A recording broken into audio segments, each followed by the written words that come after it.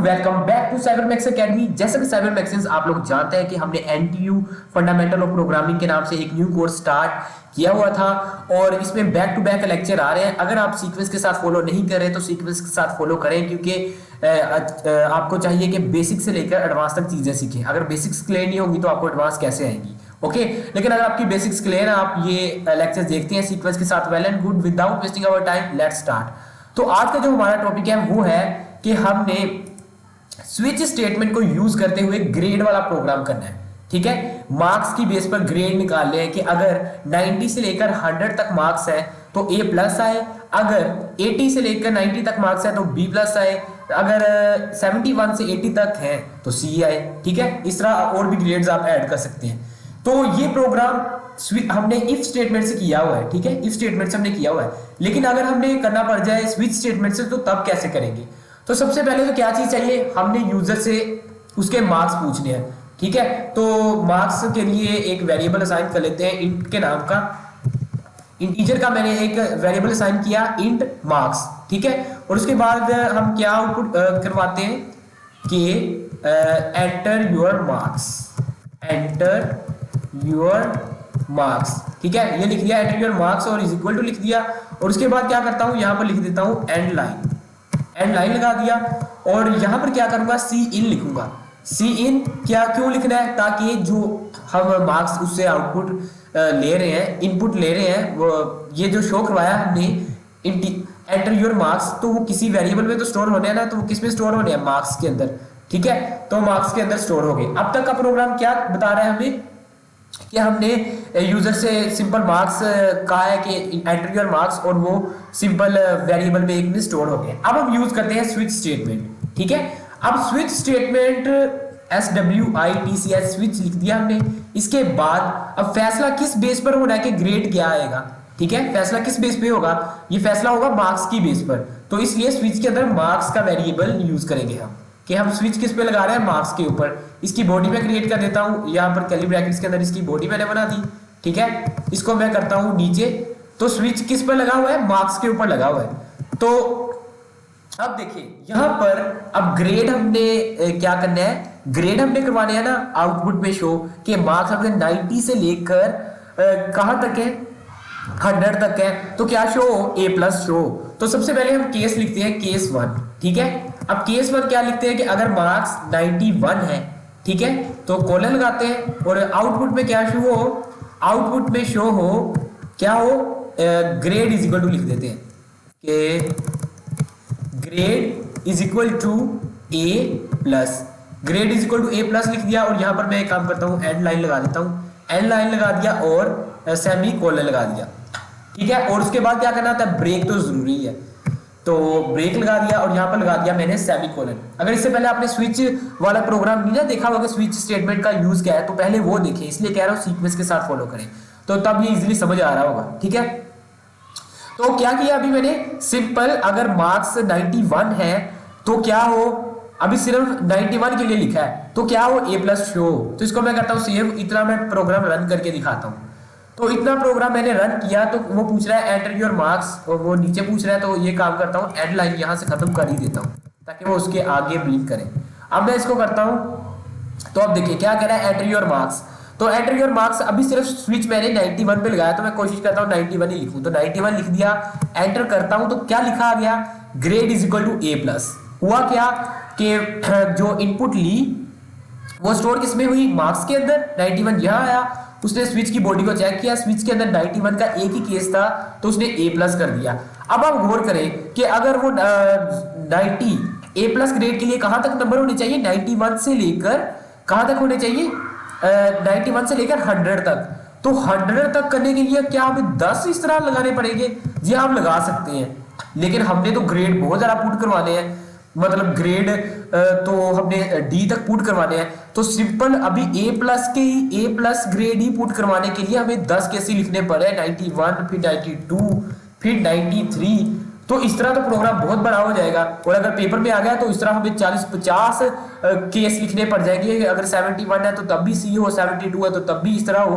तो क्या कोई शॉर्टकट तरीका नहीं हो सकता कि हम ग्रेड कोई ऐसा वर्ड ढूंढ ले कि वो उस जो कि ए प्लस को शो करवा दे, कोई ऐसा वर्ड ढूंढ लें जो कि बी को शो करवा दे। तो इसके लिए यहाँ पर हमें अपना दिमाग चलाना होगा। तो क्या करता हूँ, इसको मैं यहाँ से कर देता हूँ, कट कर देता हूँ, इसको मैं यहाँ से पूरा क्या कर दिया, कट कर दिया। ठीक है, क्यों कट किया, अब मैं आपको एक नया कॉन्सेप्ट बताऊंगा इसके अंदर, जो कि आपको इस प्रोग्राम को शॉर्टकट तरीके से हल करना सिखा देगा। ये तो समझ आ गई ना कि आप 91 से एक केस लगा दें, 2 से 3 से, इस तरह आप 30 से 40 केसेस लिखें और फिर जाके ग्रेड प्रिंट हो। तो यहाँ पर एक हम कंडीशन यूज करेंगे मार्क्स की। हम मार्क्स के वेरिएबल को थोड़ा सा मॉडिफाई करेंगे। क्या करेंगे, मार्क्स इज इक्वल टू मैं लिखता हूं मार्क्स डिवाइडेड बाय 10। ये मैंने क्यों लिखा, ये मैं भी आपको बताता हूं। अब इसको बताता हूं। अब आप एक बात गौर करें, आपको याद होगा जब भी किसी चीज को 91 से लेकर 100 तक है कोई चीज, ठीक है, मैं चलता हूं ये स्क्रीन पर ले आता हूं आपको, ठीक है, 91 से लेकर कोई चीज 100 तक है, तो जब हम उसे 10 पे डिवाइड करते हैं तो जवाब क्या आता है, ये देखिए यहां पर गौर करें, यहां पर क्या लगा हुआ है 91 है ना, 91 को 10 पे डिवाइड करता हूं तो जवाब आ रहा है 9.1, 92 को 10 पे डिवाइड करता हूं तो जवाब आ रहा है 9.2, 93 को 10 पे डिवाइड करता हूं तो जवाब आ रहा है 9.3। तो आप गौर कर रहे होंगे कि पॉइंट से पहले एक वर्ड कॉमन है, कौन सा वर्ड कॉमन है, 9 का। तो आप गौर कर रहे हैं कि अगर हम किसी चीज को 10 पे डिवाइड कर दें कि जो जवाब आ रहा है उसके जवाब में 9 का हिस्सा यूज हो रहा है, तो जो 9 का हिस्सा है ये एज अ हम कीवर्ड यूज कर सकते हैं। कीवर्ड से मुराद ये नहीं जो प्रोग्रामिंग के कीवर्ड है, यानी हम एक की के तौर पर यूज कर सकते हैं कि ये हमें एक केस मिल गया है कि ये 9 का हिस्सा हमें हम एज अ केस यूज कर सकते हैं। कब, जब हम ये कंडीशन लगाएं, कौन सी, marks is equal to marks plus 10। अब फिर से एक बार इस बात पर गौर करें, ये जो आपको नजर आ रहा है ना, ये int is equal to marks, ठीक है, ये तो हमने वेरिएबल असाइन कर दिया। नीचे जाकर हमने इस वेरिएबल को क्या किया, अपडेट किया, क्या कि अगर मार्क्स 90 हो, अगर जो भी मार्क्स पुट किए हैं वो जब यहां पे आएंगे, ठीक है, मार्क्स यहां पर मिसाल के तौर पर मैंने 91 पुट किया तो वो यहां पर पहले आए, फिर वो 10 से डिवाइड हो, जब वो 10 से डिवाइड होगा तो जवाब क्या आएगा, 9.1 आ गया। मिसाल के तौर पर मैंने यहां पर 91 पुट किया है, तो जब वो 10 से डिवाइड होगा तो जवाब क्या आ रहा है 9.1। तो क्या मार्क्स में यहां पर 9.1 वैल्यू जाएगी, नहीं, सिर्फ क्या जाएगा 9। क्यों, क्योंकि मार्क्स की जो डाटा टाइप है वो हमने इंट रखी हुई है, ठीक है, अब समझ आ रहा है, ये इंट का नाम अपने याद रखना है, ये इंट ही आपने यूज करना है। ओके, तो क्या हुआ, अगर मैं 92 मार्क्स रख रहा हूं, मिसाल के तौर पर यूजर 92 पुट कर रहा है, तो 92 यहां पर जाएंगे, वो 10 से डिवाइड हो गए, जवाब क्या आ रहा है 9.2, और यहां पर क्या 9.2 स्टोर होगा, नहीं, सिर्फ 9 होगा।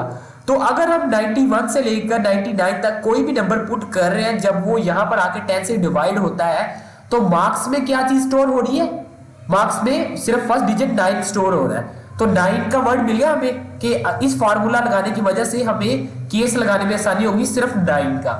इसी तरह अगर आप 81 से लेकर 89 तक पुट करते हैं तो क्या हो रहा है, यहां पर 81 आया, 81 जब डिवाइड हुआ 10 से तो जवाब क्या हुआ 8.1, स्टोर क्या होगा, सिर्फ 8, क्यों, क्योंकि इंटीजर है। इसी तरह जब 82 जब यहां पर मैं पुट करता हूं, 82 यहां पर आया, 10 पर डिवाइड हुआ, जवाब क्या है 8.2, जवाब क्या स्टोर हुआ 8।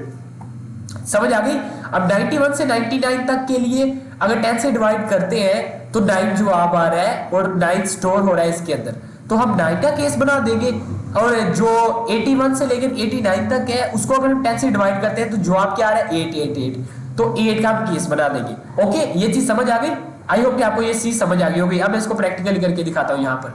तो वही चीज मैंने marks is equal to marks plus 10 लिखा, क्यों, ताकि सबसे पहले मार्क्स जब इनपुट हो वो यहाँ पे आए, यहाँ पर मार्क्स एंटर हो, वो 10 से डिवाइड होगा, और जब 10 से डिवाइड होगा इस टोटल का आंसर इसमें स्टोर होगा, जवाब पॉइंट में होगा। लेकिन चूंकि मार्क्स की जो डाटा टाइप है वो हमने इंट रखी हुई है तो सिर्फ पॉइंट का पहला हिस्सा इंसर्ट होगा।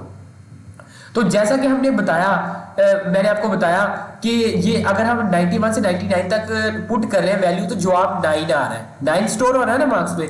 अगर हम 91 पुट कर रहे हैं, यहाँ पर 91 पुट कर रहे हैं, 2 कर रहे हैं, 3 कर रहे हैं, तो मार्क्स की जो वैल्यू अपडेट हो रही है वो क्या हो रही है, वो 9 ही हो रही है ना, हर बार 9 आ रहा है। तो यहाँ पर हम केस बना सकते हैं 9 का, तो मैं क्या लिखूंगा, case is equal to 9, case 9, और यहाँ पर लिखाऊंगा कोलन, और क्या लिखूंगा, यहाँ पर लिखा देता हूं मैं सी आउट।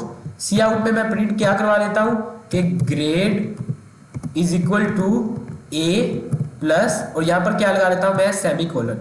ठीक है, ये लगा दिया।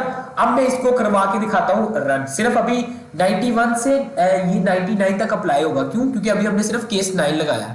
इसी को मैं करता हूँ अब F11, तो ये प्रोग्राम रन हो गया। अब मैं मार्क्स करता हूँ 91 पुट।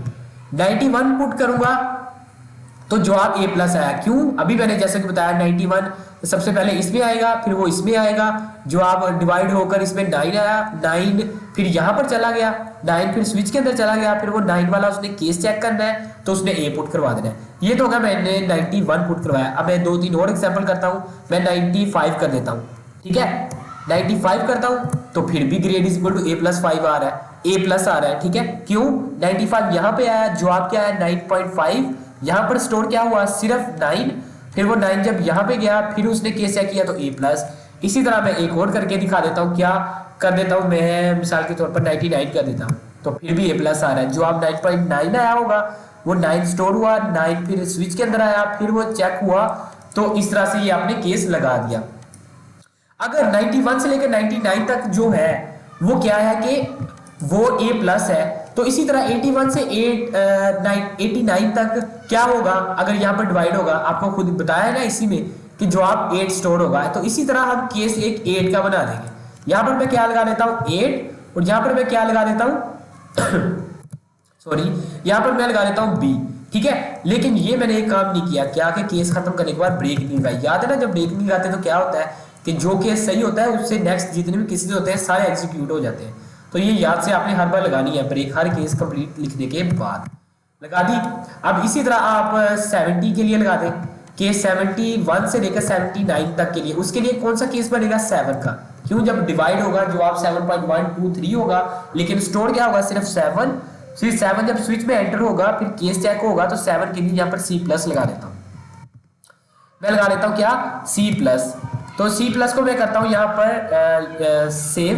अब मैं करता हूँ इसको रन। अब मैं पहले 81 वाले चेक करवा के दिखाता हूँ। मिसाल के तौर पर मैं 82 लिखता हूँ तो जवाब क्या आ रहा है, grade is equal to B plus. क्यों?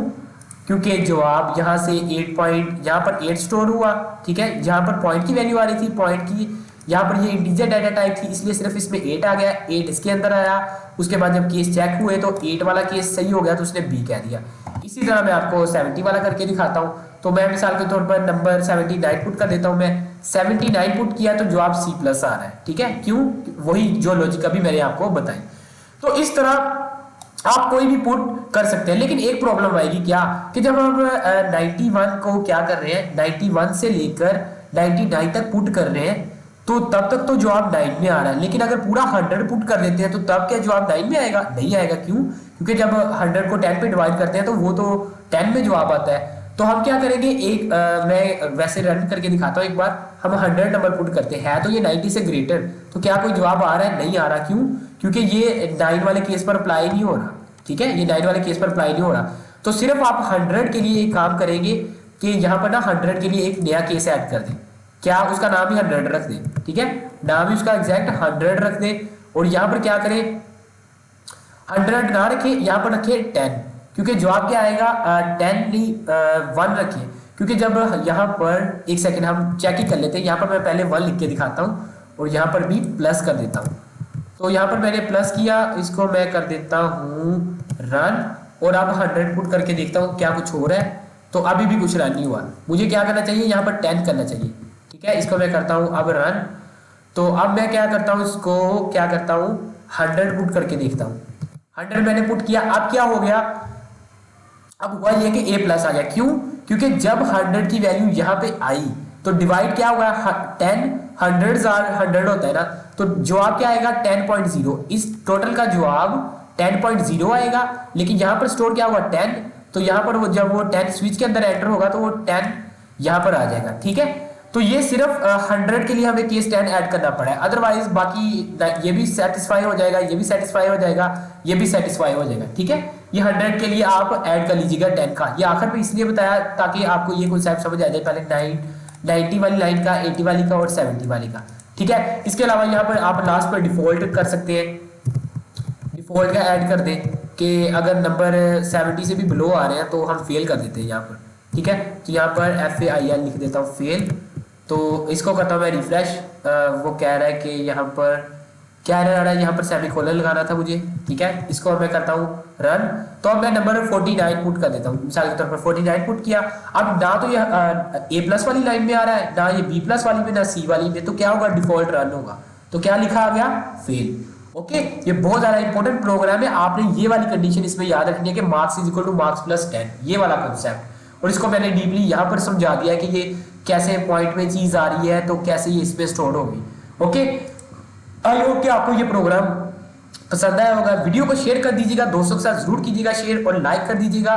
तो मिलता हूं मैं फिर आपको इसी तरह के एक और कोडिंग वाले लेक्चर में। तब तक के लिए इकबाल के शीनो, अल्लाह हाफिज।